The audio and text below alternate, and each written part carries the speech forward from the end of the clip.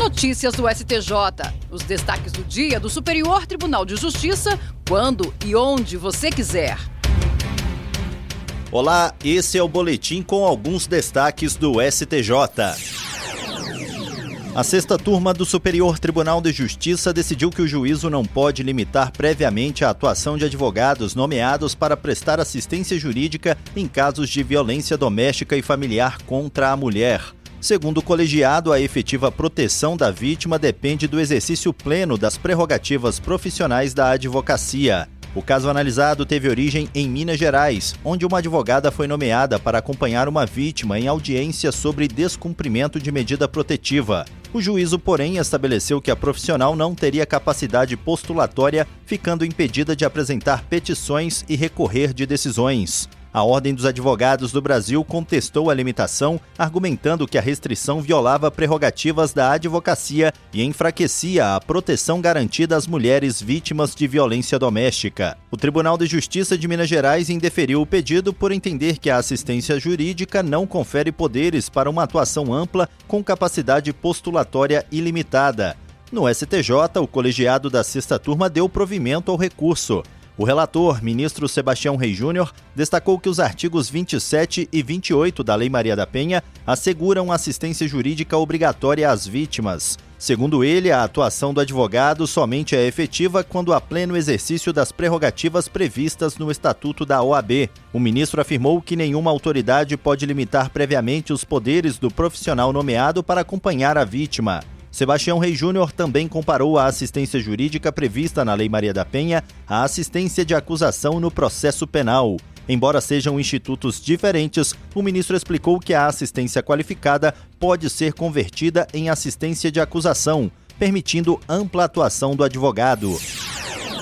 A segunda sessão do Superior Tribunal de Justiça definiu que operadoras podem rescindir unilateralmente contratos de plano de saúde coletivos empresariais com menos de 30 beneficiários, desde que apresentem justificativa idônea. Essa decisão foi tomada sob o rito dos recursos repetitivos, tema 1047. Com isso, o entendimento passa a orientar todos os tribunais do país quando julgarem casos semelhantes. O relator, ministro Raul Araújo, ressaltou que esses contratos possuem características próximas às dos planos individuais, o que justifica a maior proteção aos consumidores. Segundo ele, é comum que planos coletivos com poucos beneficiários sejam formados por integrantes de uma mesma família diante das dificuldades de contratação de planos individuais no mercado. Essa realidade, segundo o ministro, evidencia a vulnerabilidade dos usuários.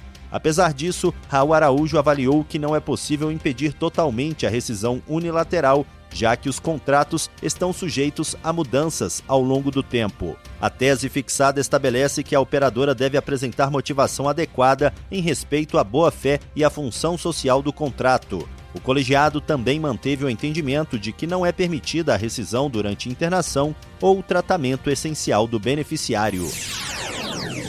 A Corte Especial do Superior Tribunal de Justiça definiu que a intimação pessoal prévia do devedor é requisito indispensável para a aplicação de multa coercitiva em casos de descumprimento de obrigação de fazer ou não fazer. O entendimento mantém a validade da súmula 410, mesmo após a vigência do Código de Processo Civil de 2015. Esse entendimento foi firmado em julgamento realizado sob o rito dos recursos repetitivos, tema 1269.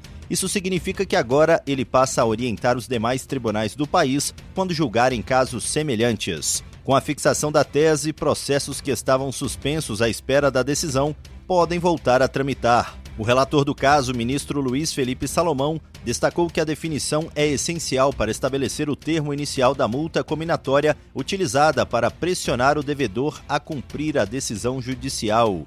Segundo o magistrado, a exigência de intimação pessoal está alinhada ao atual CPC, que prevê tratamento diferenciado para obrigações de fazer e não fazer.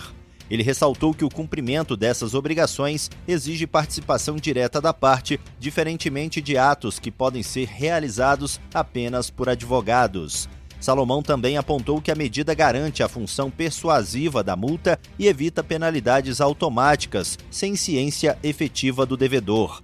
Por fim, mencionou o uso do domicílio judicial eletrônico como ferramenta que reforça a comunicação direta com as partes. E esse foi o Notícias do STJ de hoje. Para ouvir mais, acesse o Spotify ou o SoundCloud do STJ. Tchau, tchau. Notícias do STJ, uma produção da Secretaria de Comunicação Social do Superior Tribunal de Justiça.